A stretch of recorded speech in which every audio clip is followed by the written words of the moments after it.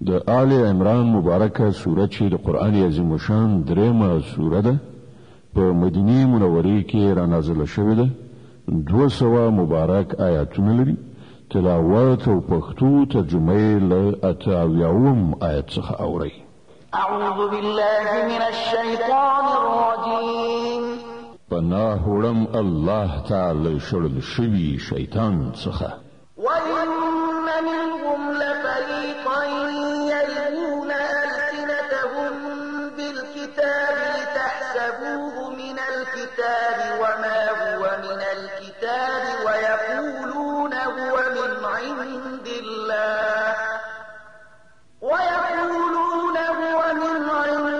اللَّهِ وَمَا هُوَ مِنْ عِندِ اللَّهِ وَيَقُولُونَ عَلَى اللَّهِ الْكَذِبَ وَهُمْ يَعْلَمُونَ دوی کې ځینې خلک داسې دي چې د کتاب په لوستلو ژبې داسې اړوي چې تاسو به وایي چې ولي هغه د کتاب عبارت ده په داسې حال کې چې هغه د کتاب عبارت نه وي وی وایي دا چې مونږ ولو دا د خدای له خوا دي په داسې حال کې چې هغه د خدای له خوا نه وي وی له پوهې او ادراک سره د دروغ وینا د خدای لوري ته منسوبوي ما كان لبشر أن يؤتيه الله الكتاب والحكم والنبوة ثم يقول للناس كونوا عبادا لي من دون الله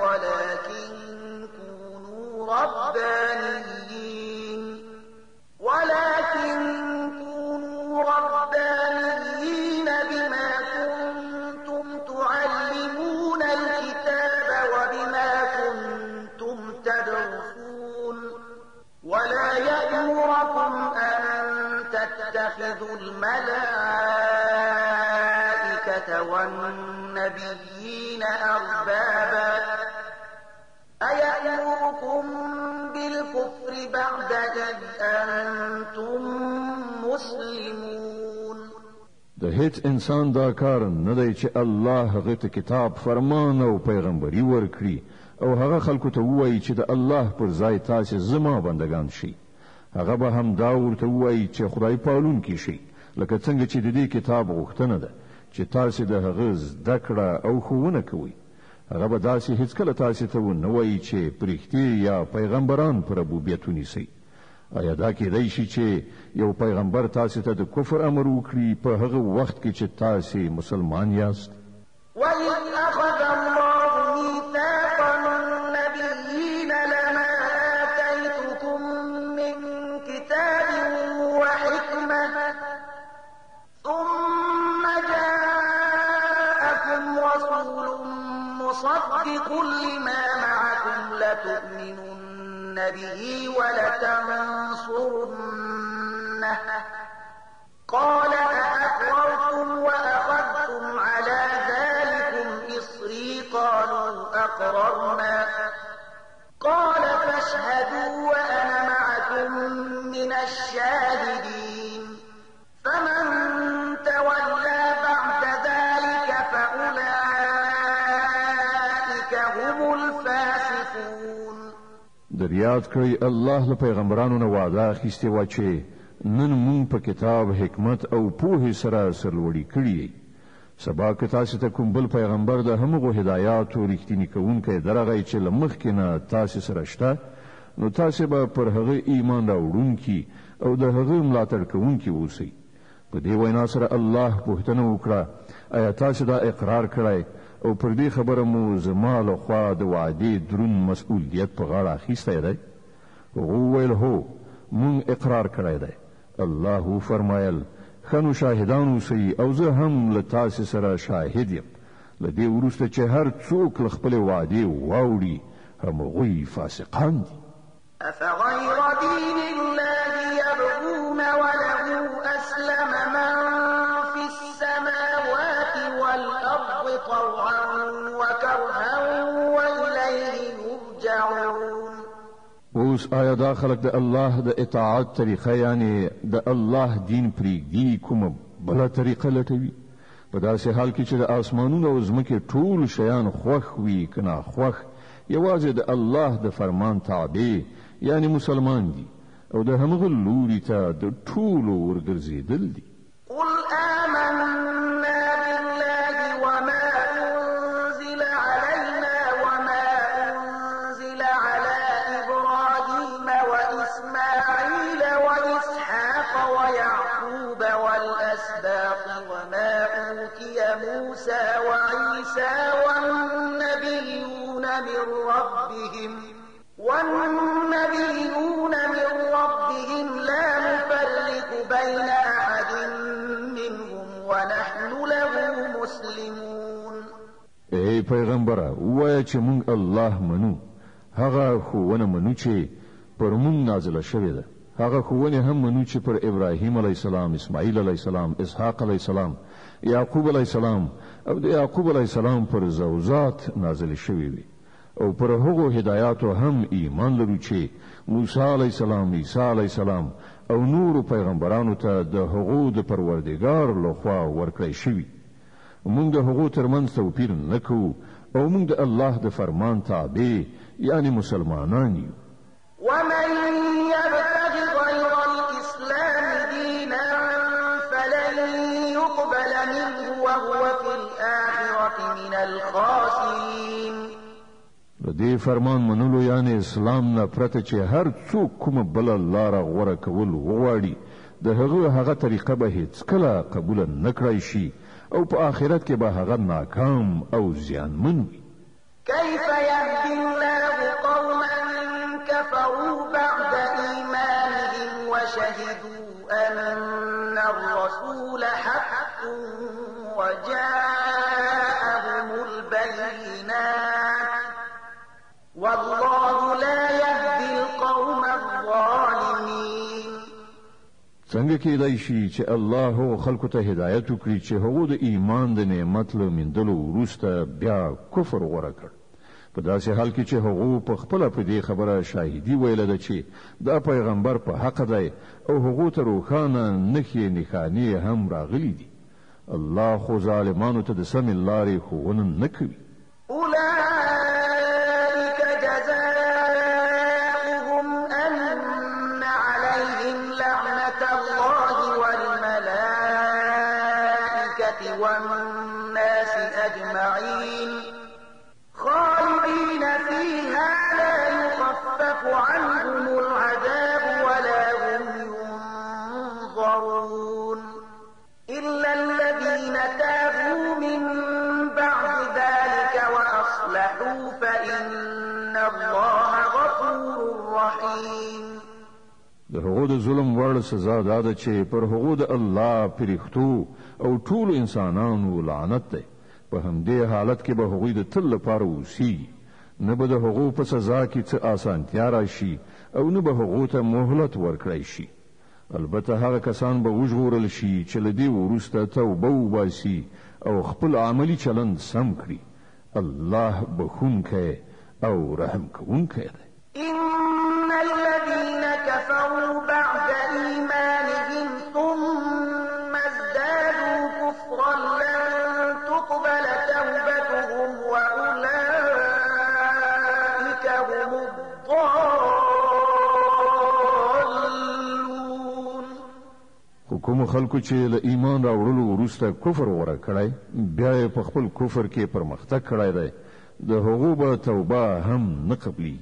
داسې کسان خو پاخه لار ورکي. إن الذين كفروا وماتوا وهم كفار فلن يقبل من أحدهم ملء الأرض ذهبا ولو افتدى به أولئك لهم عذاب أليم وما لهم من ناصرين. باور ولرئ چې کوم خلکو کفر غوره کړی دی او همدا د کفر په حال کې مړه شول، له هغو نه که څوک له سزا څخه د خپل ځان ژغورلو لپاره دا ټوله ځمکه له سرو زرو ډکه جریمه ورکړي نو هغه به قبوله نه کړی شي. د داسې خلکو لپاره دردناکه سزا تیاره ده او هغوی به د خپل ځان لپاره کوم رستندوی ونه مومي. لن تنالوا البر حتى تنفقوا مما تحبون وما تنفقوا من شيء فإن الله به عليم. تاسې نیکی ته نشئ رسیدلای تر څو خپل هغه شیان د خدای په لار کې ونه لګوي چې تاسې ته ګران وي او څه چې تاسې ولګوي الله به ورڅخه ناخبره نه وي. كل الطعام كان حلا لبني إسرائيل إلا ما حرم إسرائيل على نفسه من قبل أن تنزل التوراة قل فأتوا بالتوراة فاتلوها إن كنتم صادقين. دا ټول خوراکي شیان چې په محمدي شریعت کې حلال دي د بنی اسرائیل لپاره هم حلال. البته ځینې شیان داسې وو چې د تورات له نازلېدونه مخکې اسرائیل په خپله پر ځان حرام کړي. دوی ته ووایه که تاسې په خپلو اعتراضونو کې رښتیني یاست نو تورات راوړئ او د هغه کوم عبارت را مخې ته کړئ. فمن افترى على الله الكذب من بعد ذلك فأولئك هم الظالمون. کوم خلک چې لدی ورسته هم د خپلو جوړو کړیو دروغو نسبت د الله لوري ته کوي هم هغوی په حقیقت کې ظالمان دي. قل صدق الله فاتبعوا ملة إبراهيم حنيفا وما كان من المشركين. وای الله چې څه ویلي دي رښتیا ویلي دي. تاسو باید یې ولوري ته مخه کړئ د ابراهیم علی السلام د طریقې پیروي وکړي او ابراهیم علی السلام له مشرکانو څخه نو. ان اول بیت وضع للناس للذي ببكة مباركا وهدى للعالمين. بشکه تر ټولو لوی عبادت ځای چې د انسانانو لپاره ودان شو هغه هم هغه دی چې په مکه کې دی. هغه ته خیر او برکت ورکړ شوی او د ټولو نړیوالو لپاره د هدایت مرکز ګرځول شوی دی. د آل عمران مبارکه سوره چې د قرآن عظیم شان دریمه سوره ده په مدینه منوره کې را نازله شوې ده. 200 مبارک آیاتونه لري. تلاوت او پښتو ترجمه یې له 19 آیت څخه اوري. فيه آيات بينات مقام إبراهيم ومن دخله كان آمنا ولله على الناس حج البيت من استطاع إليه سبيلا ومن كفر فإن الله غني عن العالمين. په هغه کې څرګندې نښانې دي د ابراهیم علی السلام د عبادت ځای دی او هغه ته چې څوک ننوځي په امن شو. پر خلکو د الله دا حق دی چې که څوک هغه کور ته د رسیدو وس لري د هغه حج دی وکړي او که څوک د دې فرمان له عملي کولو نه انکار وکړي نو هغه دې په دې پوه وي چې الله له ټولو نړیوالو څخه بېنیازه دی. قل يا أهل الكتاب لم تكفرون بآيات الله والله شهيد على ما تعملون. وای ای اهل کتابو تاسو ولې د الله د حکمونو له منلو نه منکرېږئ؟ هر یو حرکت چې تاسو کوي الله مو ویني. قل يا أهل الكتاب لم تصدون عن سبيل الله من آمن تبغونها عوجا وأنتم شهداء وما الله بغافل عما تعملون. وای ای اهل کتابو دا ستاسو څه چلند دی چې که څوک د الله حکم مني تاسو هغه هم د الله له لارې نه منع کوئ او غواړئ چې هغه دې په کږه لاره لاړ شي. په داسې حال کې چې تاسو په خپله په دې شاهدان یئ چې دا لار سمه ده. ستاسو له کړو وړو څخه الله بې خبره نه دی. يا أيها الذين آمنوا إن تطيعوا فريقا من الذين أوتوا الكتاب يردوكم بعد إيمانكم كافرين. اے مؤمنانو که تاسو د دې اهل کتابو دی وی ډلې خبره ومنئ نو دوی به تاسو له ایمان نه بیرته د کفر لوري ته واړوي. وكيف تكفرون وأنتم تتلى عليكم آيات الله وفيكم رسوله ومن يعتصم بالله فقد هدي إلى صراط مستقيم. ستاسو لپاره د کفر لوري ته د ورتګ اوس څه ځای پاتې دی چې تاسو ته د الله آیاتونه ورول کیږي او ستاسو په منځ کې د هغه رسول موجود دی. څوک چې د الله لمن په کلکه ونیسي هغه به اروم مرو سم لاره ومومي. يا أيها الذين آمنوا اتقوا الله حق تقاته ولا تموتن إلا وأنتم مسلمون. اے مؤمنانو له الله نه داسې وویریږئ لکه څنګه چې له هغه نه د ویریدو حق دی. تاسو ته د مرګ را نشي مګر په داسې حال کې چې مسلمانان اوسئ. واعتصموا بحبل الله جميعا ولا تفرقوا واذكروا نعمة الله عليكم إذ كنتم أعداء فألف بين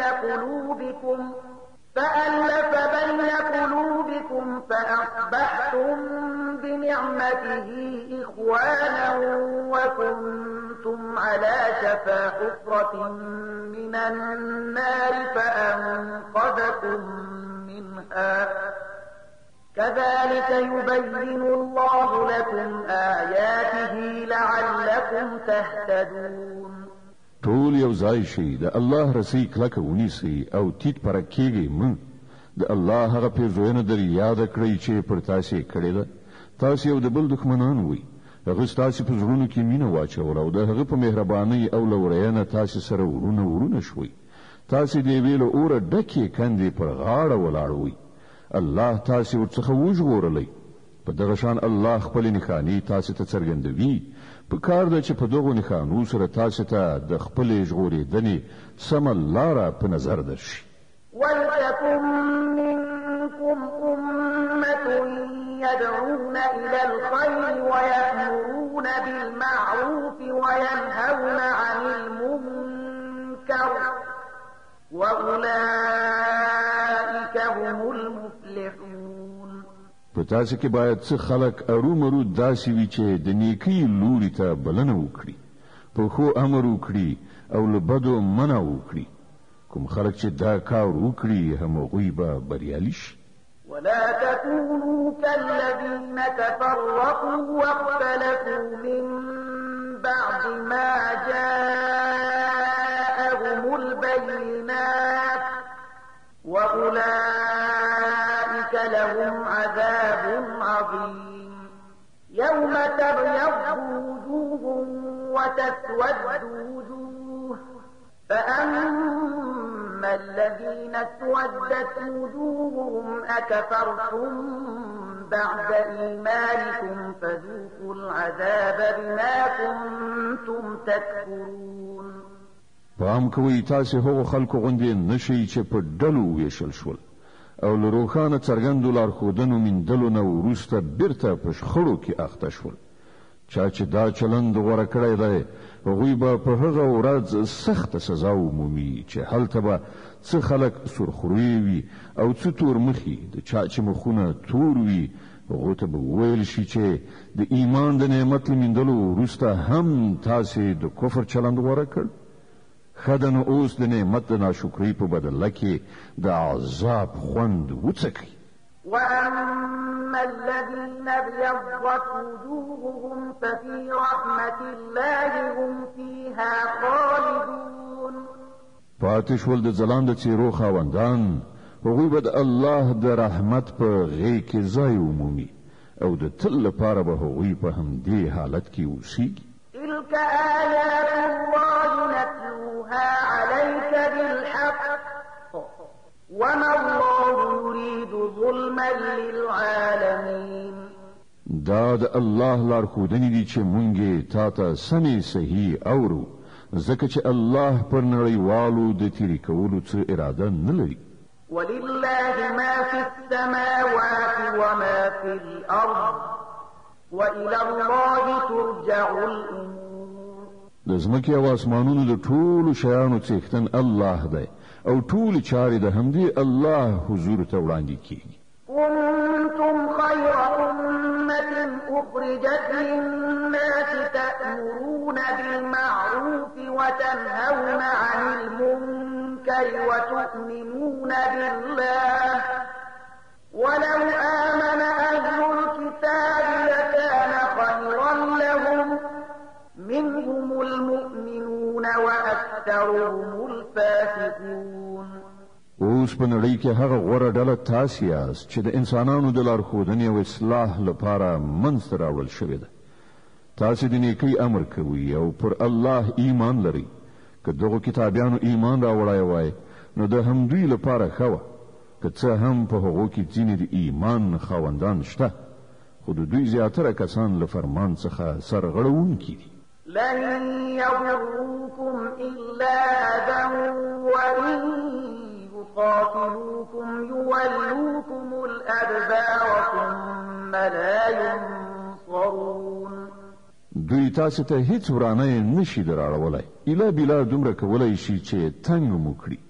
که دوی له تاسو سره وجنګيږي نو په مقابله کې به شا درواړوي، بیا به داسې بېوسې وي چې له هیڅ لوري به مرسته ورته ونه رسیږي. ضربت عليهم الذلة أينما تكفوا إلا بحبل من الله وحبل من الناس وباءوا بغضب من الله وضربت عليهم المسكنة ذلك بأنهم كانوا يكفرون بآيات الله ويقتلون الأنبياء بغير حق ذلك بما عصوا وكانوا يعتدون. دوی چې هر چیرته ومندل شي نو ذلت به پر مسلط وي. که چیرته د خدای په وړاندې یا د انسانانو ترڅنګ پناه واخلي دا بیله خبره ده. دوی د الله په قهر اخته شوي دي، په دوی اړتیا او مغلوبیت مسلط کړی شوی دی، او دا هر څه له دې امله شوي دي چې دوی د خدای له آیاتونو څخه منکرېدل او دوی پیغمبران په ناحقه ووژل. دا د دوی د سرغړونې او تیریو عاقبت دی. لیسوا سواء من أهل الكتاب أمة قائمة يتلون آيات الله آناء الليل وهم يسجدون يؤمنون بالله واليوم الآخر ويأمرون بالمعروف وينهون عن المنكر ويسارعون في الخيرات وأولئك من الصالحين. خو ټول اهل کتاب یو شان نه دي، په هغو کې ځینې داسې هم دي چې پر سمه لاره روان دي، د شپې له مخې د الله آیاتونه لولي او د هغه په وړاندې په سجده پریوزي، پر الله او د آخرت په ورځ ایمان لري، له بدیو نه منع کوي او د ښېګڼې په چارو کې بوختېږي. دوی صالحان دي. وما يفعلوا من خير فلن يكفروه والله عليم بالمتقين. او دوی چې هر څه نیکی وکړي د هغې بې قدري به ونشي. الله پرهیزګاران ډېر ښه پیژني. إن الذين كفروا لن تغني عنهم أموالهم ولا أولادهم من الله شيئا وأولئك أصحاب النار هم فيها خالدون. پاتې شول هغه خلک چې هغو د کفر چلند غوره کړی دی، نو د الله په مقابله کې به نه د هغو شتمني څه په درد خوري نه اولاد، هغوی دوزخ ته ورتونکي دي او په همغه اور کې به د تل لپاره استوګنه لري. مثل ما ينفقون في هذه الحياة الدنيا كمثل ريح فيها صر أصابت حرث قوم ظلموا أنفسهم فأهلكت وما ظلمهم الله ولكن أنفسهم يظلمون. څه شی چې هغوی په خپل دغه دنیوي ژوندانه کې مصرفوي د هغه لګښت مثال د هغه باد په څیر دی چې په هغه کې بړبړ کوي وي او هغه د هغو خلکو په فصلونو والوزي چې هغه خپل پر خپل ځان ظلم کړی دی او هغه تباه او برباد کړي. الله پر هغه ظلم نه دی کړی، په حقیقت کې هغوی خپل پر خپل ځان ظلم کوي. يا أيها الذين آمنوا لا تتخذوا بطانة من دونكم لا يألونكم خبالا ودوا ما عنتم قد بدت البغضاء من أفواههم وما تخفي صدورهم أكبر قد بينا لكم الآيات إن كنتم تعقلون. اے مؤمنانو، د خپل ټولنې له وګړو نه پرته نور سره خپل رازونه مو وایي. هغوی ستاسې د ورکاوي له هیڅ یو فرصت څخه ګټه اخیستل له لاسه نه ورکوي. تاسې ته چې په هر څه زیان اوړي د هغو خوښیږي، د هغو د زړه دښمني د هغو له خولې نه راوځي او څه چې هغوی په خپلو سینو کې پټ ساتلي دي هغه له دې نه زیات دي. مونږ تاسې ته په ډاګه څرګنده لارښودنې کړي دي. که تاسې پوهه لرئ نو له هغو سره به په ارتباط ساتنه کې له پاملرنې څخه کار واخلئ. ها أنتم أولئك تحبونهم ولا يحبونكم وتؤمنون بالكتاب كله وإذا لقوكم قالوا آمنا وإذا خلوا عضوا عليكم الأنامل من الغيظ قل موتوا بغيظكم إن الله عليم بذات الصدور. تاسو له هغو سره مینه کوئ، هغوی له تاسو سره مینه نه لري، سره له دې چې تاسو ټول آسماني کتابونه منئ. کله چې هغوی له تاسو سره یو ځای کیږي نو وایي چې موږ هم ستاسو پیغمبر او ستاسو کتاب منلی دي، خو چې کله درڅخه بیلیږي نو بیا ستاسو پر خلاف له ډیر قهر او غضب نه خپلې ګوتې چیچي. هغو ته ووایه چې د خپلې غصې په تاو کې ومرئ. الله آن د زړونو په پټو رازونو پوهیږي. إن تمسسكم حسنة تسؤهم وإن تصبكم سيئة يفرحوا بها وإن تصبروا وتتقوا لا يضركم كيدهم شيئا إن الله بما يعملون محيط. که تاسو ته څه ښېګڼه رسیږي نو هغوی خفه کیږي او که پر تاسو څه مصیبت راځي نو دوی خوشحالیږي، خو د هغوی هیڅ دسیسه ستاسو په خلاف اغیزمنه کېدی نشي په دې شرط چې تاسو له صبر څخه کار واخلئ او له الله څخه د ویریدو سره عمل وکړئ. دوی چې هر څه کوي د الله د علم په چاپیریال کې دي. وإذ غدوت من أهلك تبوئ المؤمنين مقاعد للقتال والله سميع عليم.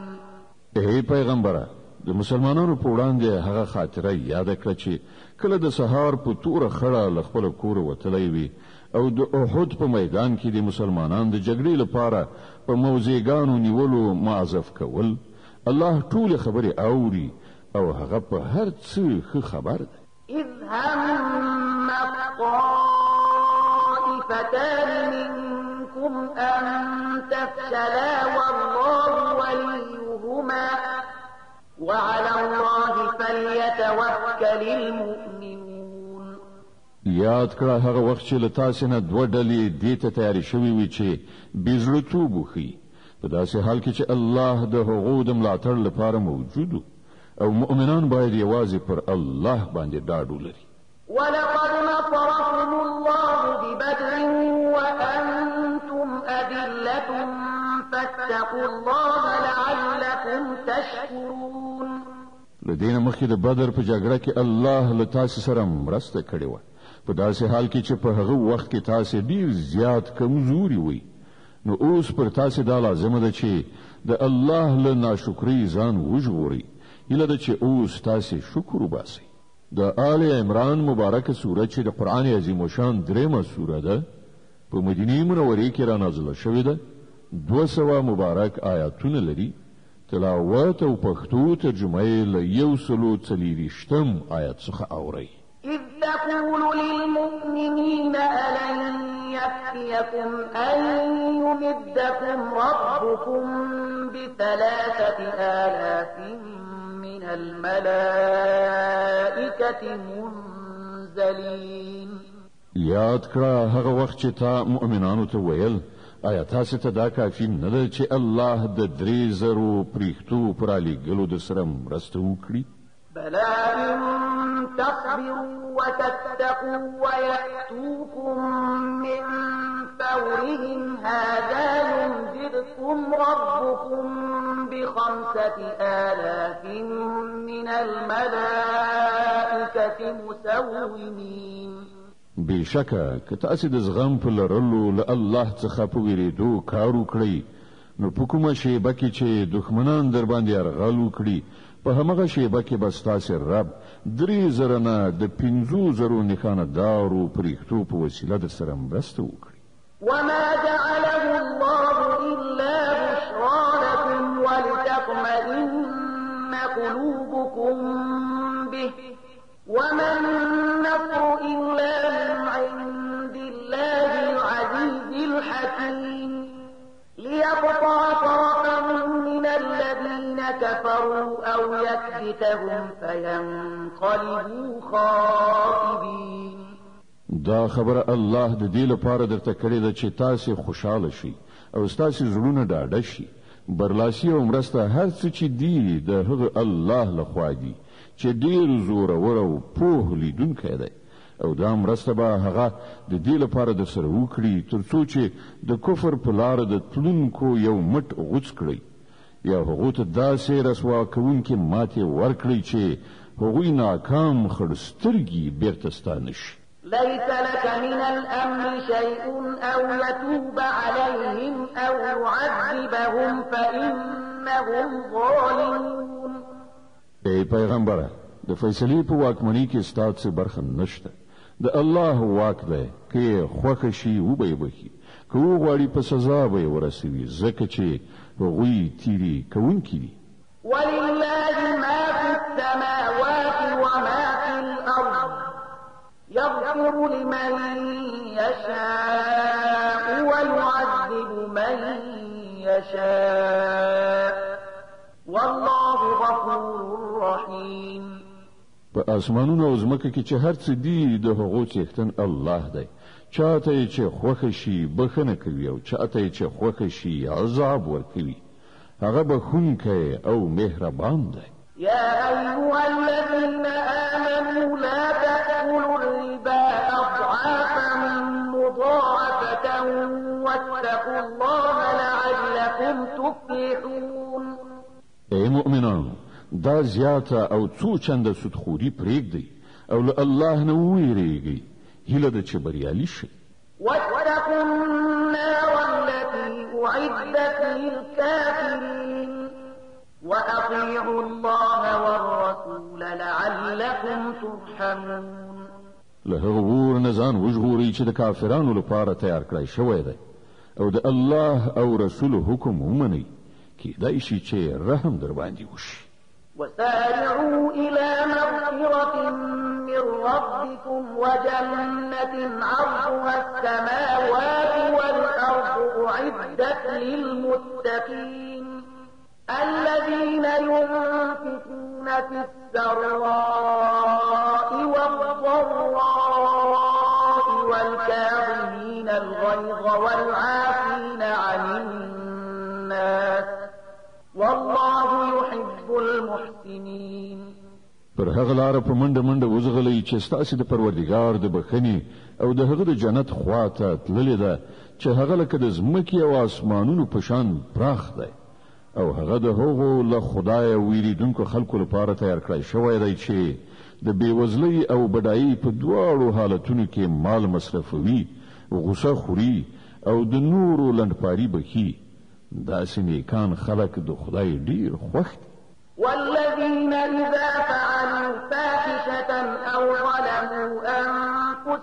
ذكروا الله فاستغفروا لذنوبهم ومن يغفر الذنوب إلا الله ولم يصروا على ما فعلوا وهم يعلمون.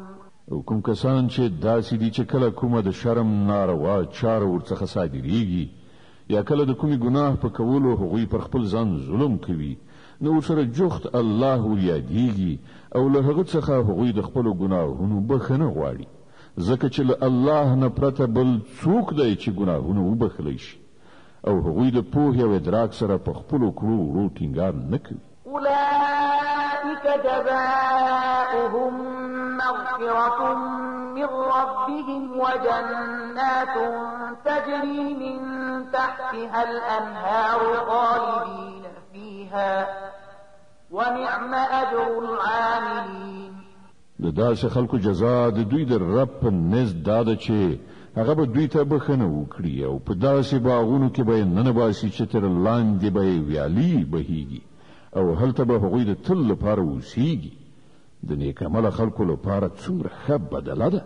قد خلت من قبلكم سنن فسيروا في الأرض فانظروا كيف كان عاقبة المكذبين. هذا بيان للناس وهدى وموعظة للمتقين. لتاسنه مخکې ډېرې دورې تیرې شوې دي.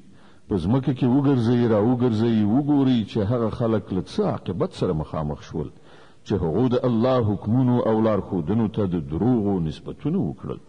دا د خلکو لپاره ډنګ پیلې تنبیه ده او له الله نه ویریدونکو ته هدایت او نصیحت ده. ولا تهنوا ولا تحزنوا وأنتم الأعلون إن كنتم مؤمنين.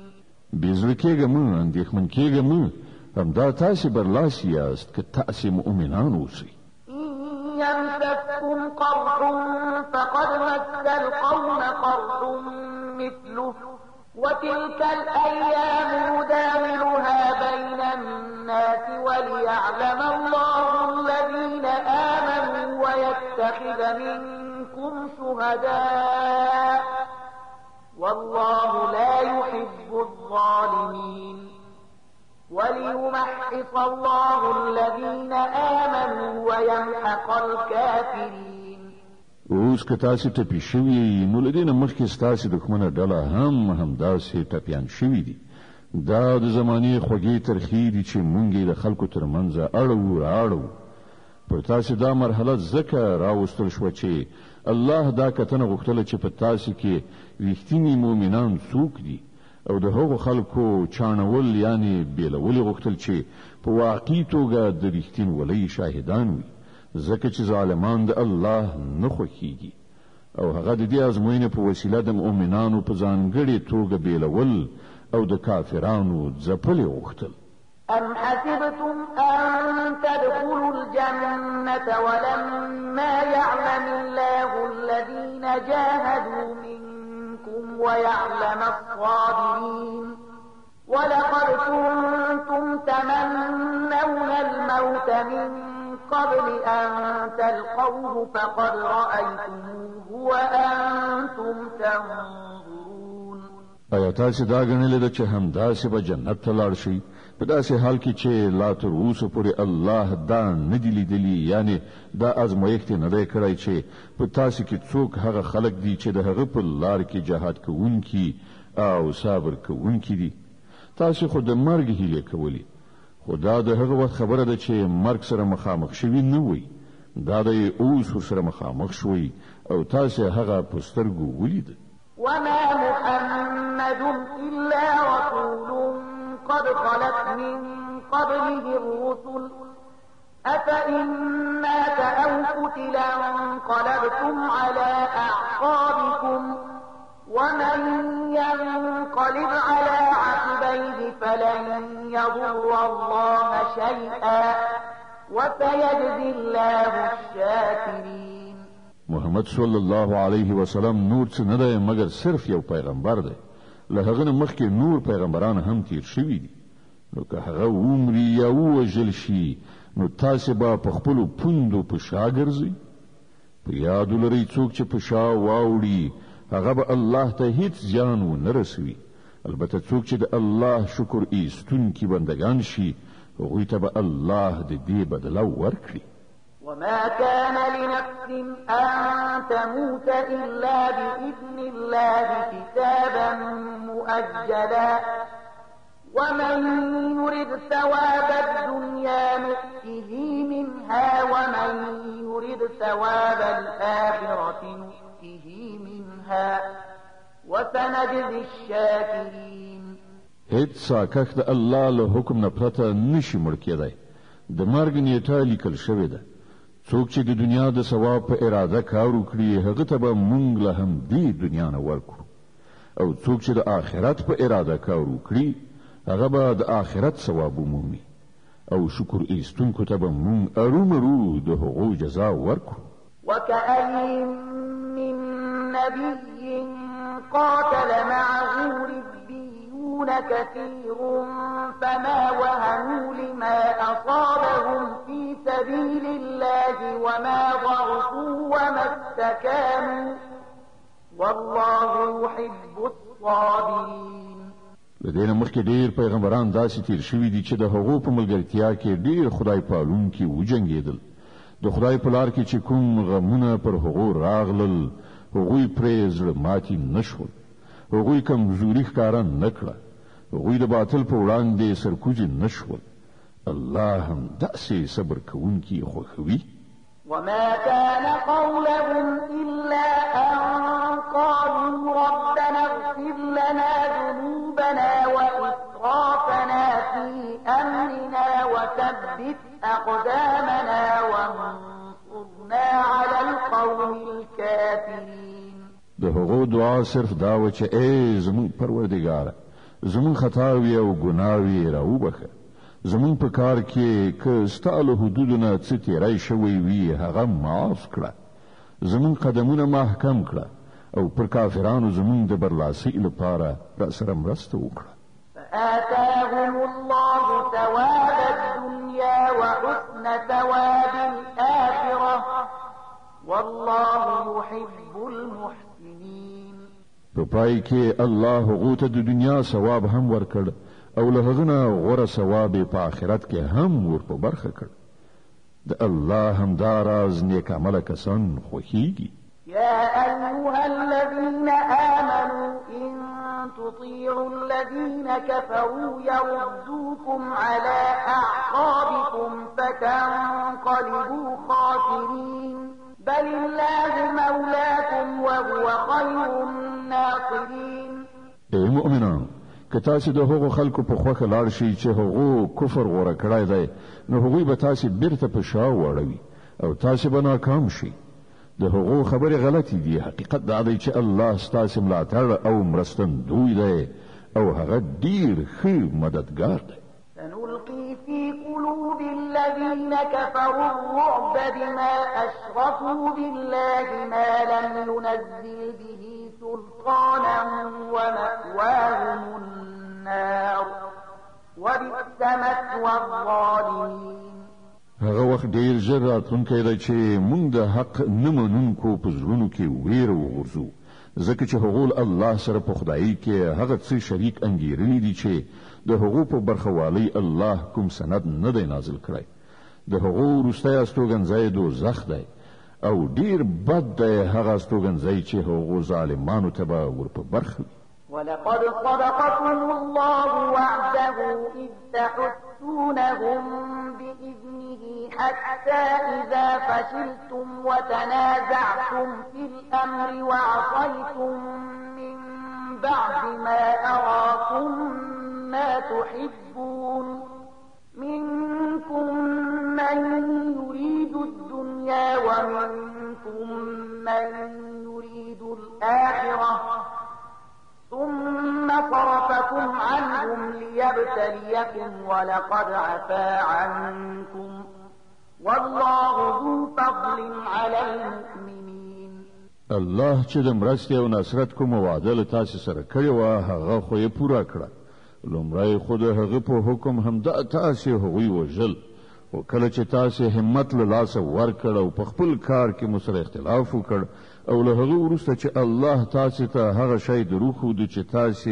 په مینه کې راګیر وئ یعنی د ولجې مالونه تاسو د خپل مشر له امر څخه غاړه وغړوله د دې لپاره چې له تاسو څخه ځینې خلک د دنیا غوښتونکي وو او ځینو د آخرت هیله لرله نو الله تاسو د کافرانو په مقابله کې په شا وتنبولی تر څو چې پر تاسو ازمایښت وکړي او حق دا ده چې الله بیا هم تاسو ته معافي وکړه او الله پر مؤمنانو د فضل خاوند دی إذ تصعدون ولا تلوون على أحد والرسول يدعوكم في أخراكم فأثابكم غما بغم لكي لا تحزنوا على ما فاتكم ولا ما أصابكم والله خبير بما تعملون د پزړه کړی هغه وخت چې تاسو په تیښته ځغلېدئ هیڅ چاته مو بیرته د کتلو قدر پام نو او پیغمبر صلی الله علیه وسلم له شا د پسې تاسو ته ناری وهلي په هغه وخت کې تاسو د دې چار چلن بدله خدای درکړه چې تاسو پر غم د پاسه غم اخته کړئ تر څو د آینده لپاره دا درس واخلئ چې که څه شی ستاسو له لاسه ووځي یا کوم تکلیف درته ورسیږي چې په هغه خپن نشئ الله ستاسو د ټولو کړو وړو څخه خبر ده ثم أنزل عليكم من بعد الغم أمنة نعاسا يغشى طائفة منكم وطائفة قد أهمتهم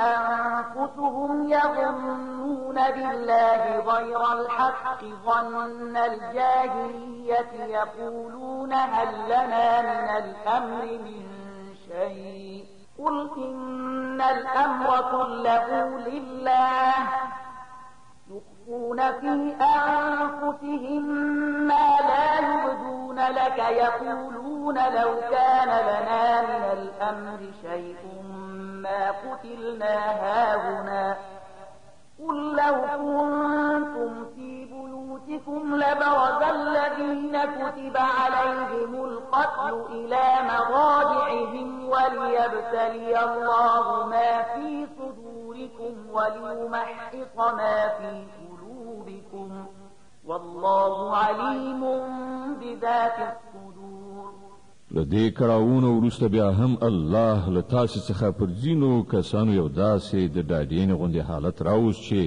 هغوی پریشانۍ یې وړل په یو بله ډله چې هغې ته یوازې همدا خپلې ګټې ارزښت درلود د الله په باب رنګارنګ جاهلانه انګېرنې کولې چې له سر تر پایه د حق پر خلاف وي دا خلک اوس وایي چې د دې کار په سرته رسولو کې زموږ هم څه برخه شته دوی ته ووایه د هیڅ چا پکې هیڅ برخه نشته د دې کار ټولې واکمنۍ د الله په لاس کې دي په اصل کې چې دې خلکو کومې خبرې په زړونو کې پټې ساتلې دي هغه تاته نه څرګندوي د دوی اصلي هدف دا دی چې که د مشرتابه په واکمنیو کې زموږ څه برخه وای نو دلته به نه وژل کېدو دوی ته ووایي چې که تاسې په خپلو کورونو کې هم وای نو د کومو کسانو چې مرګ لیکل شوی وو هغوی په خپله د خپل وژل کېدو ځایونو ته راوتل او دا پیښه چې وشوه دا د دې لپاره وه چې کوم شی چې ستاسې په سینو کې پټ دی الله هغه وازموي او ستاسې په زړونو کې چې کوم خیره دی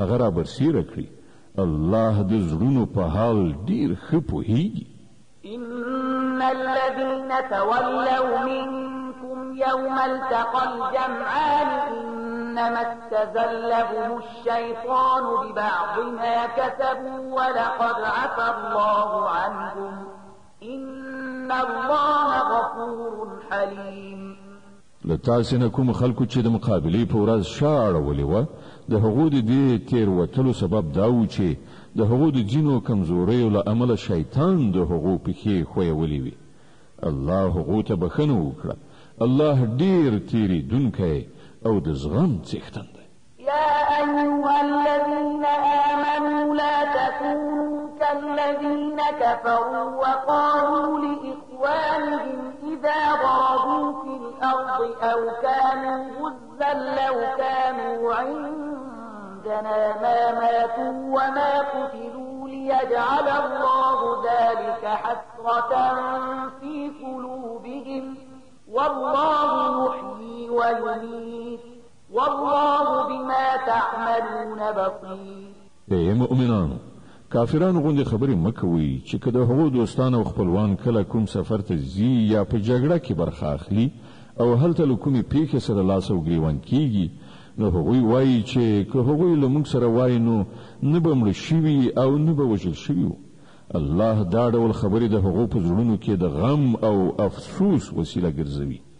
که دا نه وي نو په اصل کې د مرګ او ژوند واکواله همدا الله دی او هغه ستاسې د ټولو حرکتونو څارونکی دی. ولئن قتلتم في سبيل الله أو متم لمغفرة من الله ورحمة خير مما يجمعون. که تاسې د الله په لار کې ووژل شئ یا ومرئ، نو ستاسې په باب د الله راتلونکی رحمت او بخښنه د هغو ټولو شیانو څخه ډېره غوره ده چې دا خلک یې راغونډوي. ولئن متم أو قتلتم لإلى الله تحشرون. او که تاسې ومرئ یا ووژل شئ، په هر حال ستاسې د ټولو ورتګ د همدې الله لوري ته دی. فبما رحمة من الله لنت لهم ولو كنت فظا غليظ القلب لانفضوا من حولك فاعف عنهم واستغفر لهم وشاورهم في الأمر فإذا عزمت فتوكل على الله إن الله يحب المتوكلين.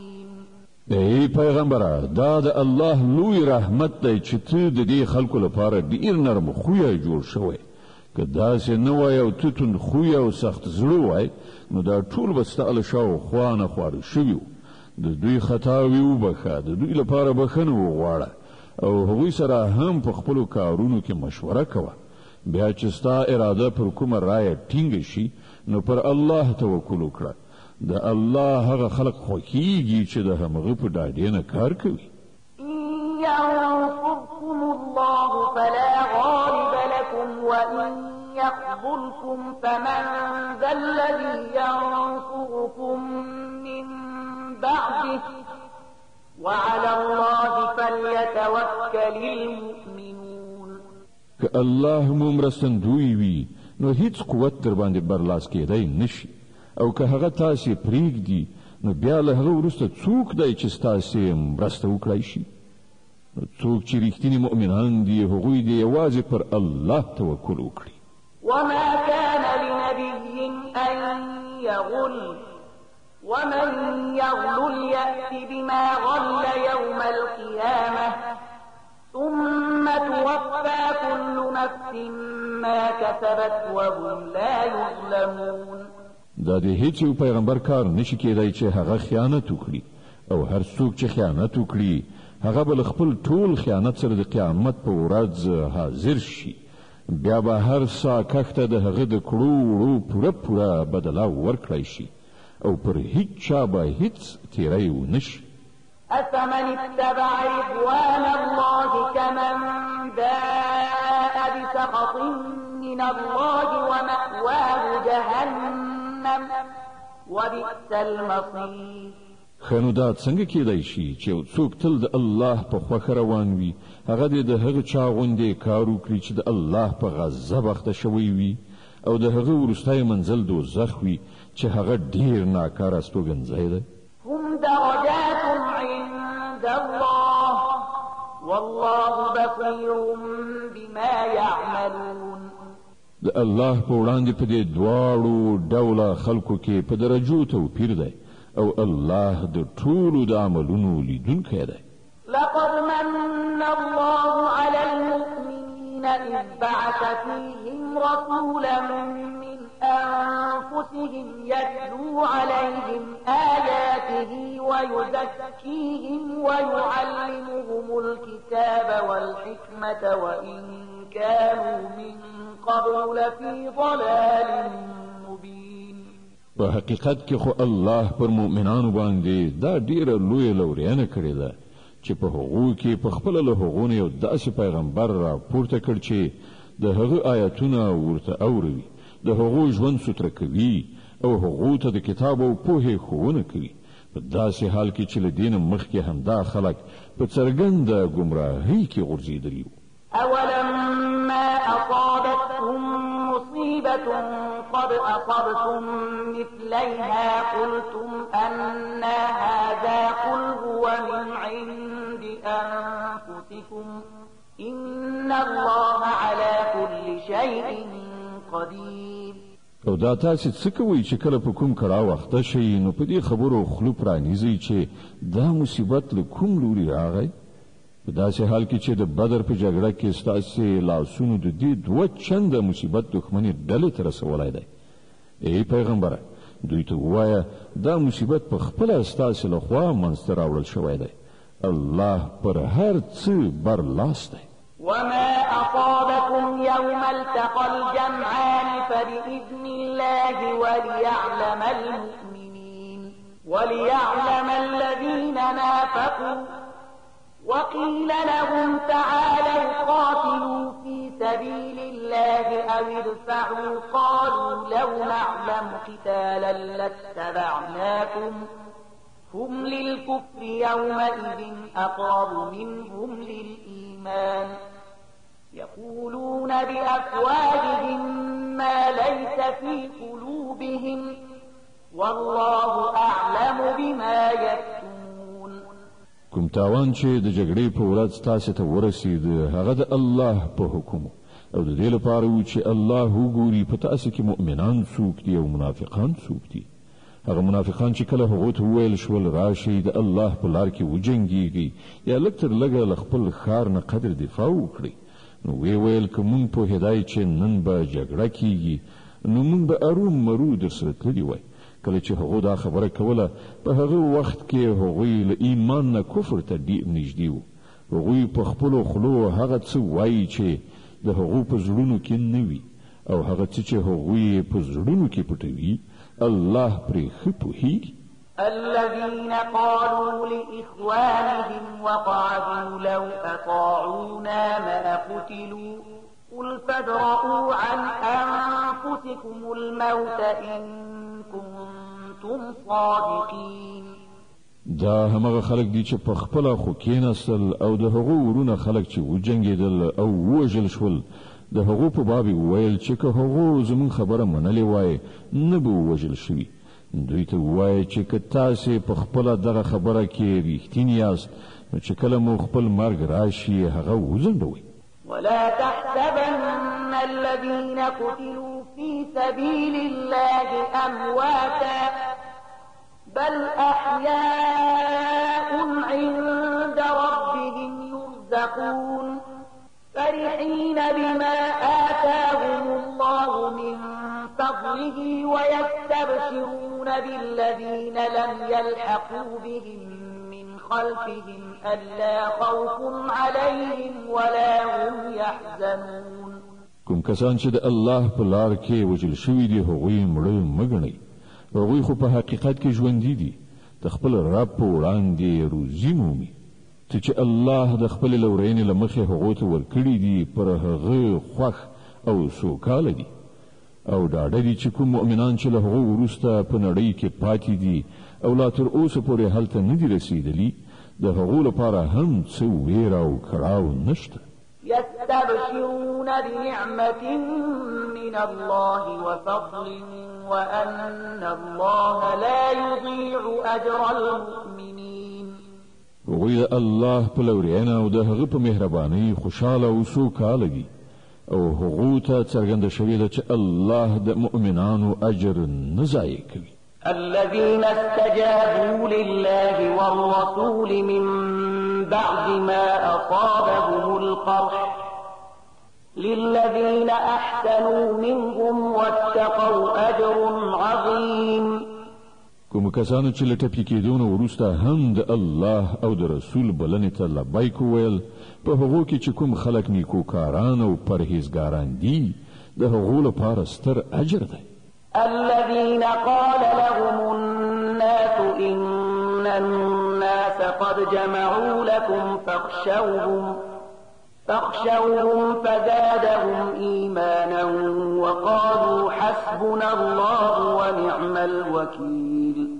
او هغه کسان چې خلکو ورته وویل چې ستاسو پر خلاف لوی لښکرې راغونډې شوي دي له هغو نه وویریږئ. د دې په اورېدو یې نور هم ایمان پیاوړی شو او هغو ځواب ورکړ چې زمونږ لپاره خدای کافي دی او همغه ډیر ښه کار جوړونکی دی. فانقلبوا بنعمة من الله وفضل لم يمسسهم سوء واتبعوا رضوان الله والله ذو فضل عظيم. په پای کې هغوی د الله تعالی له نعمت او لورینې سره بیرته ستانه شول. هغوی ته هیڅ راز زیان هم ونه رسید او د الله د خوښې سره سم تګ کولو مرتبه یې هم وموندله. الله ډیر ستر لورونکی دی. د آل عمران مبارکه سوره چې د قرآن عظیم شان درېمه سوره ده په مدینې منورې کې را نازله شوې ده. 200 مبارک آیاتونه لري. تلاوت او پښتو ترجمه یې له 155 آیت څخه اورئ. إنما ذلكم الشيطان يخوف أولياءه فلا تخافوهم وخافون إن كنتم مؤمنين. اوس تاسو ته څرګنده شوه چې هغه په اصل کې شیطان و چې خپل دوستان بې ځایه ویرول. د دې عمله په راتلونکي کې تاسو له انسانانو څخه مه ویریږئ، له ما نه وویریږئ که تاسو په رښتینې توګه د ایمان خاوندان یې. ولا يحزنك الذين يسارعون في الكفر إنهم لن يضروا الله شيئا يريد الله ألا يجعل لهم حظا في الآخرة ولهم عذاب عظيم. ای پیغمبره، څوک چې نن د کفر په لار کې هاند او هڅه کوي ته د هغو په منډو تړو مه ځورېږه. دوی د الله هیڅ کار نشي ورانولی. الله غواړي چې د هغو لپاره په آخرت کې کومه برخه ونه ټاکي او په پای کې هغوی په سخت عذاب اخته کیدونکي دي. إن الذين اشتروا الكفر بالإيمان لن يضروا الله شيئا ولهم عذاب أليم. کوم خلکو چې د ایمان په بدل کې کفر اخیستی دی هغوی په باوري توګه الله ته هیڅ زیان نشي اړولی.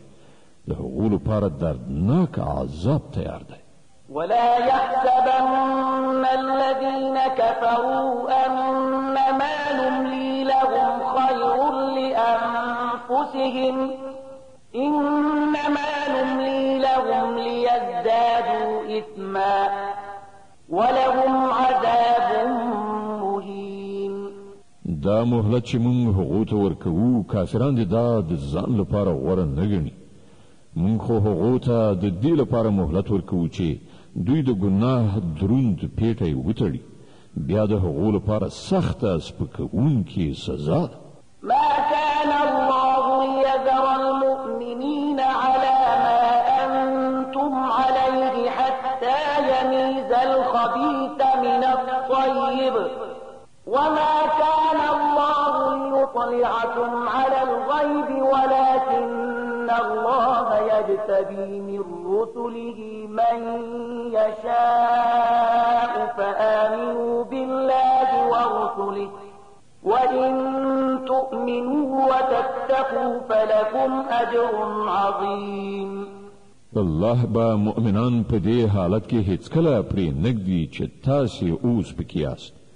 هغه به سپېڅلي خلک له ناپاکو خلکو څخه بیل کړي. خو د الله داسې عادت نه دی چې تاسو پر غیب خبر کړي. د پټو خبرو د ښودنې لپاره چې د هغه له خپلو رسولانو څخه چاته خوښه شي ټاکي. له دې امله د پټو چارو په باب پر الله او پیغمبر ایمان ولرئ. که تاسو د ایمان او له خدایه د ویریدو چلند غوره کړئ نو تاسو ته به لوی اجر در په برخه شي. ولا يحسبن الذين يبخلون بما آتاهم الله من فضله هو خيرا لهم بل هو شر لهم سيطوقون ما بخلوا به يوم القيامة ولله ميراث السماوات والأرض والله بما تعملون خبير. کوم خلکو ته چې الله له خپل فضل نه ورکړه کړې ده او بیا هغوی د بخیلۍ نه کار واخلي، هغوی دې دا نه ګڼي چې دا بخیلي د هغو لپاره ګټوره ده. نه، دا د هغو لپاره ډیره بده ده. څه شی چې هغوی په خپله شومتیا راغونډوي همغه به د قیامت په ورځ د هغو د غاړې طوق شي. د ځمکې او آسمانونو میراث یوازې د الله دی او تاسې چې څه کوئ الله پرې خبر دی. لقد سمع الله قول الذين قالوا إن الله فقير ونحن أغنياء سنكتب ما قالوا وقتلهم الأنبياء بغير حق ونقول ذوقوا عذاب الحريق. په یقیني توګه الله د هغو خلکو وینا واورېده چې وایي الله بې وزلی دی او مونږ شتمن یو.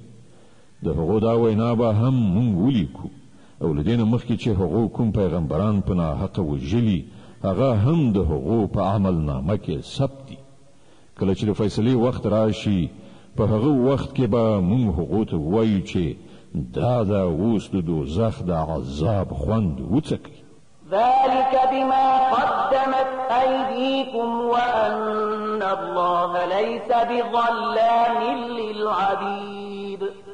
دا ستاسو د خپل لاسونو ګټه ده، الله پر خپل بندگانو ظالم نه ده. الذين قالوا إن الله عهد إلينا ألا نؤمن لرسول حتى يأتينا بقربان تأكله النار قل قد جاءكم رسل من قبلي بالبينات وبالذي قلتم فلم قتلتموهم إن كنتم صادقين. کوم کسان چې وایي الله مونږ ته لارښودنه کړې ده چې مونږ باید هیڅوک د پیغمبر په توګه تر هغه پورې ونه منو تر څو چې هغه زموږ په مخ کې داسې قرباني ونه کړي چې له غیبو راتلونکی اوري ونه خوري. هغو ته ووایه تاسې ته له ما څخه مخکې ډېر پیغمبران راغلي دي چې ډېرې زیاتې څرګندې ښکاره نښانې یې راوړې وې او هغه نښانه یې هم راوړې وه چې تاسې یادونه کوئ. نو که د ایمان راوړلو لپاره تاسې د دې شرط په وړاندې کولو کې رښتیني یاست نو تاسې هغه پیغمبران ولې وژل؟ فإن كذبوك فقد كذب رسل من قبلك جاءوا بالبينات والزبر والكتاب المنير. اوس ای محمد صلی الله علیه وسلم که دا خلک تا دروغجن ګڼي نو له تا نه مخکې یو شمېر هغه پیغمبران دروغجن ګڼل شوي دي چې ښکاره څرګندې نښانې صحیفې او روښانوونکي کتابونه یې راوړي.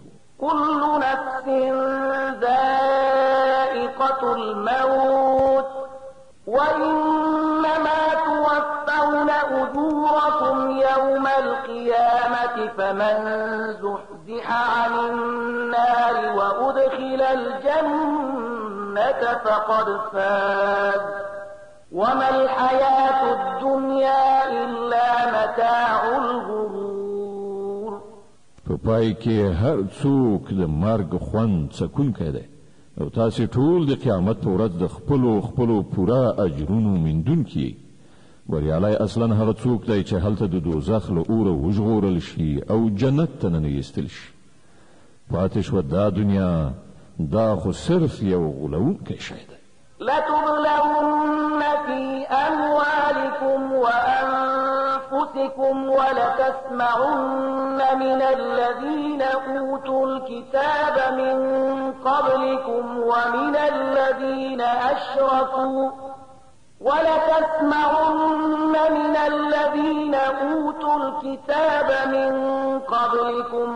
الذين أشركوا أذى كثيرا وإن تصبروا وتتقوا فإن ذلك من عزم الأمور.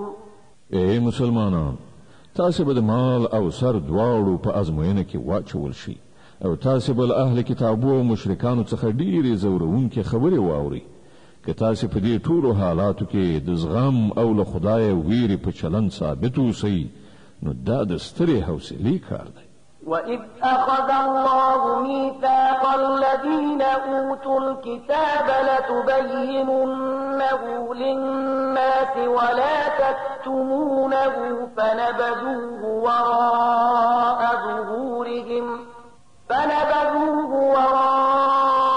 ظُهُورِهِمْ وَاشْتَرَوْا بِهِ ثَمَنًا قَلِيلًا فَبِئْسَ مَا يَشْتَرُونَ.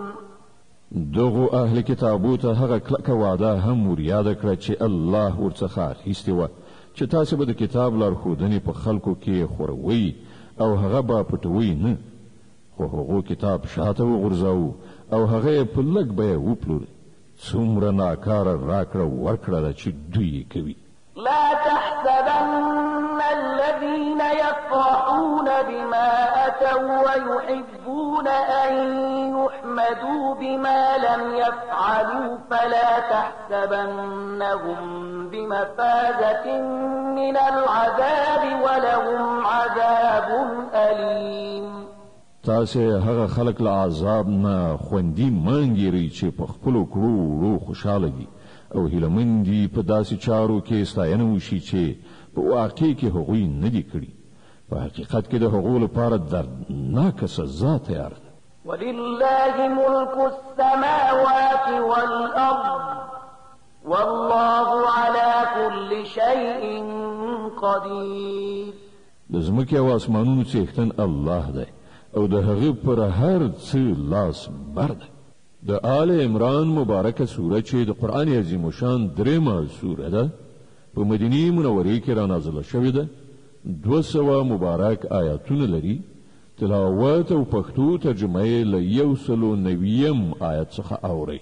إن في خلق السماوات والأرض واختلاف الليل والنهار لآيات لأولي الألباب الذين يذكرون الله قياما وقعودا وعلى جنوبهم ويتفكرون في خلق السماوات والأرض ربنا ما خلقت هذا باطلا سبحانك فقنا عذاب النار. د ځمکې او اسمانونو په پیدایښت او د شپې او ورځې په تګ راتګ کې د هغو پوهانو لپاره ډېرې نښانې دي چې په ولاړې ناستې او ملاستې هر حالت کې خدای یادوي او د اسمانونو او ځمکې په ساختمان کې غور او فکر کوي. هغوی په غیر ارادي توګه غږ کوي چې زمونږ ربه دا ټول شیان تا عبث او بې مقصده نه دي هست کړي، ته له دې نه پاکې چې عبث کار وکړي. نو ای ربه مونږ د دوزخ له عذابه وژغوره. ربنا إنك من تدخل النار فقد أخزيته وما للظالمين من أنصار. تا چې څوک په دوزخ کې واچو هغه دې په حقیقت کې په ستره خوارۍ او رسوایي کې وغورځاو او بیا د دغه راز ظالمانو هیڅ مرستندوی نه وي. ربنا إننا سمعنا مناديا ينادي للإيمان أن آمنوا بربكم فآمنا ربنا فاغفر لنا ذنوبنا وكفر عنا سيئاتنا وتوفنا مع الأبرار. لویه څښتنه مونږ دیو ناری وهونکي आवाज واورید چې د ایمان لوري ته بلنه ورکوله او ویل چې خپل رب ومني. مونږ د هغه بلنه ومنله. نو ای زمون بادار، کومه ګناه چې له موږ څخه صادره شوې ده له هغې نه راتېر شه. کومې بدۍ چې په مونږ کې دي هغه ایسته کړه او په خاتمه کې راته د غوره خلکو ملګرتیا را په برخه کړه. ربنا وآتنا ما وعدتنا على رسلك ولا تخزنا يوم القيامة إنك لا تخلف الميعاد. خدایا کومې وعدې چې تا د خپل رسولانو په وسیله کړې دي هغه له مونږ سره ترسره کړه او د قیامت په ورځ مونږ له رسوایي سره مخامخ کوه. په دې کې شک نشته چې ته له خپل وعدونو مخالفت کوونکی نه یې. فاستجاب لهم ربهم أني لا أضيع عمل عامل منكم من ذكر أو أنثى بعضكم من بعض فالذين هاجروا وأخرجوا من ديارهم وأوذوا في سبيلي وقاتلوا وقتلوا لأكفرن عنهم سيئاتهم ولأدخلنهم جنات تجري من تحتها الأنهار ثوابا من عند الله والله عنده حسن الثواب. د هغو رب په جواب کې فرمایي زه له تاسو نه د هیڅ یو د عمل ځای کوونکی نه یم، که نارینه وي که ښځه. تاسو ټول ځینې د ځینو هم جنس یاست. له دې امله کوم خلکو چې زما په خاطر خپل وطن پرېښود او زما په لار کې له خپلو کورونو څخه ویستل شول د هغو ټولې ګناوې به زه ورته وبخم او هغوی به داسې باغونو ته ننباسم چې تر هغو لاندې به ویالې بهیږي. دا د الله په وړاندې د هغو مکافات دی او ډیر غوره مکافات له امدې الله سره دی. لا يغرنك تقلب الذين كفروا في البلاد متاع قليل ثم مأواهم جهنم وبئس المهاد.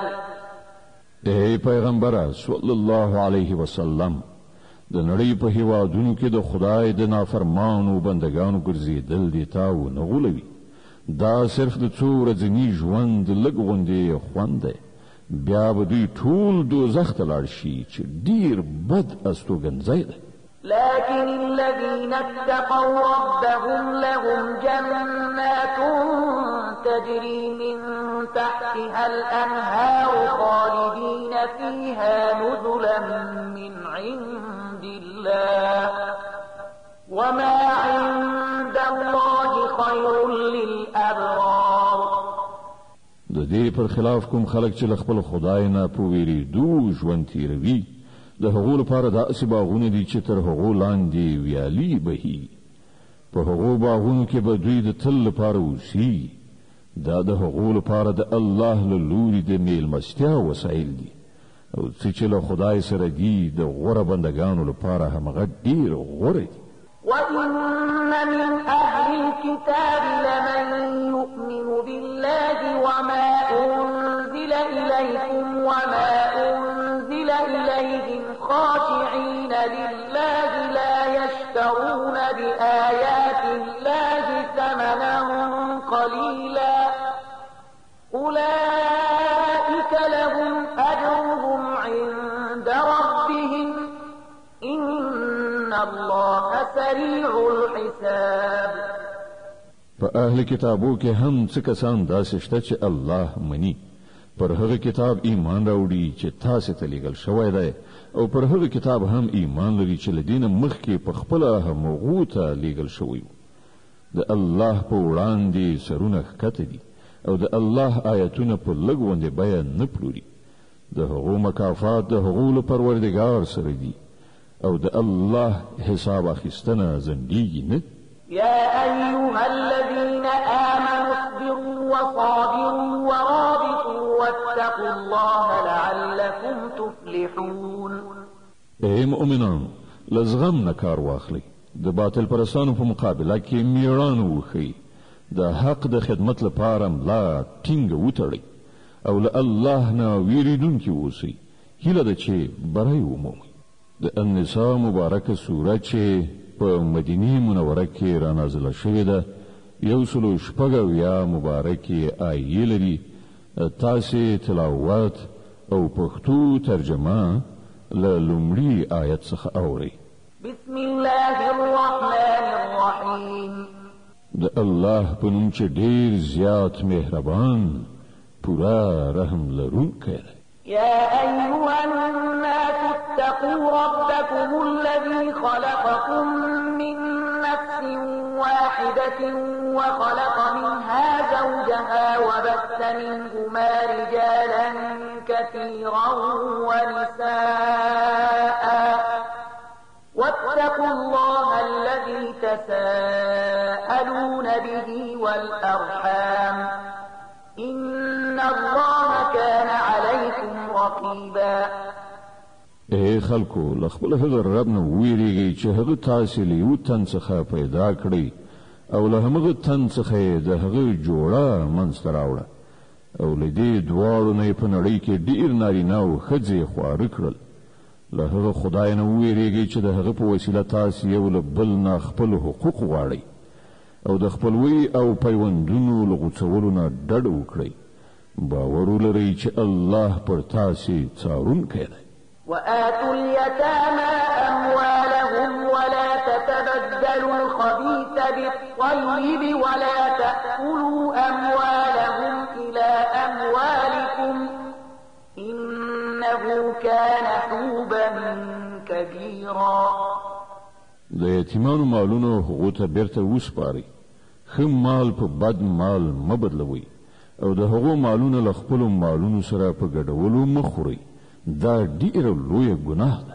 وإن خفتم ألا تقسطوا في اليتامى فانكحوا ما طاب لكم من النساء مثنى وثلاث ورباع فإن خفتم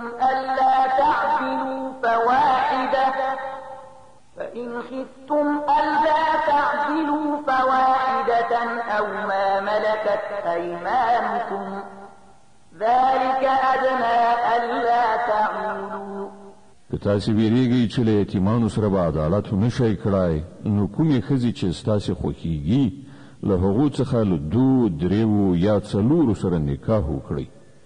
خو کله تاسو سره دا اندېښنه وي چې له هغو سره به عدالت نشئ کړای نو یوه ښځه وکړئ یا له هغو وینځو نه ازدواجي کار واخلئ چې تاسې ته په لاس درغلي دي.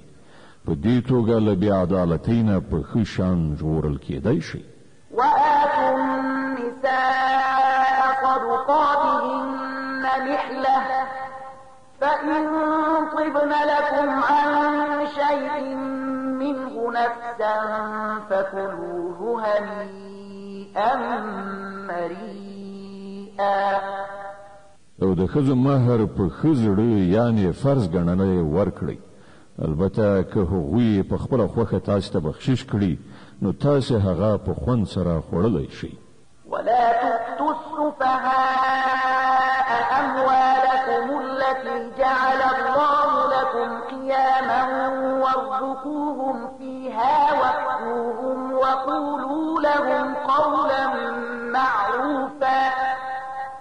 او ناپوهانو ته د هغوی مالونه مه ورکوئ کوم چې ستاسو په ولایت کې دي او الله هغه ستاسو د ژوند د سمبالښت وسیله ګرځولې او له دغو مالونو څخه هغو ته خوراک او پوښاک ورکړئ او د دوی د مال په حساب او ساتلو سره دوی ته سمه لارښوونه وکړئ.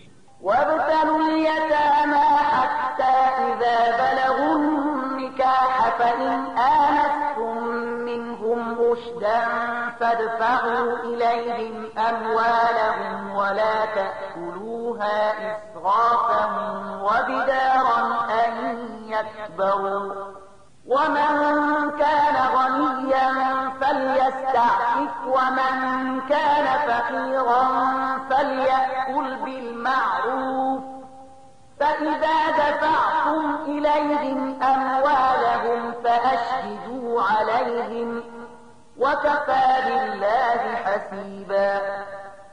او یتیمان تر ازموینې لاندې ونیسئ تر دې پورې چې هغوی د نکاح کولو وړ سن ته ورسیږي. بیا که تاسې په هغو کې اهلیت ولید نو د هغو شتمني هغو ته وسپارئ. داسې هیڅکله مه کوئ چې د انصاف له حد نه تېری وکړئ او له دې ویرې نه د هغو شتمني په بیړه بیړه وخورئ چې که هغوی لوی شي خپل حقوق به درڅخه وغواړي. د یتیم کوم سرپرست چې بډای وي هغه د له پرهیزګارۍ نه کار واخلي او کوم چې بېوزلی وي هغه د په معروفه توګه وخوري.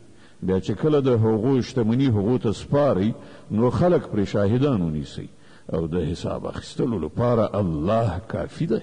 للرجال نصيب مما ترك الوالدان والأقربون وللنساء نصيب مما ترك الوالدان والأقربون مما قل منه أو كثر نصيبا مفروضا.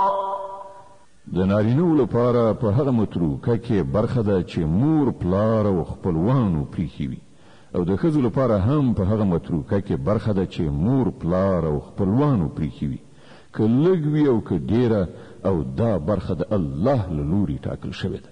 وإذا حضر القسمة أولو القربى واليتامى والمساكين فارزقوهم منه وقولوا لهم قولا معروفا. او کله چې د ویش په وخت کې د کورنۍ خلک او یتیمان او بېوزلي راشي نو په دې مال کې هغو ته هم څه ورکړئ او له هغو سره په خوږه ژبه خبرې وکړئ. وليخشى الذين لو تركوا من خلفهم ذرية ضعافا خافوا عليهم فليتقوا الله وليقولوا قولا سديدا. خلکو ته د دې خبرې په نظر کې نیولو سره ویره کول پکار دي چې که هغوی په خپله له ځانه وروسته بېوزلي اولادونه پرېږدي نو د مرګ په وخت کې به د خپلو اولادونو لپاره څنګه ځورېدلي وو نو باید چې هغوی له خدایه وویریږي او رښتیا وینا وکړي. إن الذين يأكلون أموال اليتامى ظلما إنما يأكلون في بطونهم نارا وسيصلون سعيرا. کوم خلک چې په ظلم سره د یتیمانو مالونه خوري په حقیقت کې هغوی خپلې ګېډې له اوره ډکوي او هغوی به ارومرو د دوزخ تاوجن اور ته ورننوځي. يوصيكم الله في أولادكم للذكر مثل حظ الأنثيين فإن كن نساء فوق اثنتين فلهن ثلثا ما ترك وإن كانت واحدة فلها النصف ولأبويه لكل واحد منهما السدس مما ترك إن كان له ولد فإن لم يكن له ولد وورثه أبواه فلأمه الثلث فإن كان له إخوة فلأمه السدس من بعد وصية يوصي بها أو دين. آباؤكم وأبناؤكم لا تدرون أيهم أقرب لكم نفعا فريضة من الله إن الله كان عليما حكيما. ستاسو د اولادونو په باب الله تاسو ته لارښودنه کوي چې د نارینه‌و برخه د دوه ښځو په اندازه ده. که د مړي وارثان له دونه زیاتې لوڼې وي نو هغو ته د ترکې له دریو نه دوه برخې ورکړی شي او که صرف یوه لور وارثه وي نو نیمایي ترکه د هغې ده. که د مړي اولادونه وي نو د هغه مور او پلار هر یو ته د شپږمه برخه ورکړی شي او که اولاد نه وي او وارثان همدا مور او پلار وي نو مور ته د درېیمه برخه ورکړی شي او که د مړي ورونه او خويندې هم وي نو مور به د شپږمې برخې حقدار وي. دا ټول برخې به هغه وخت بیلیږي چې که مړي وصیت کړی وي هغه پوره کړی شي او که پور ور باندې وي چې هغه ادا کړی شي. تاسو نه پوهیږئ چې تاسو د مور پلار او تاسو له اولادونو کوم یو د ګټې په لحاظ درته ډیر نږدې دی. دا برخې الله ټاکلي دي او په یقیني توګه الله له ټولو حقیقتونو څخه خبر او په ټولو مصلحتونو پوهیدونکی دی. صدق الله العظیم. الله ستر رښتیا ویونکی دی.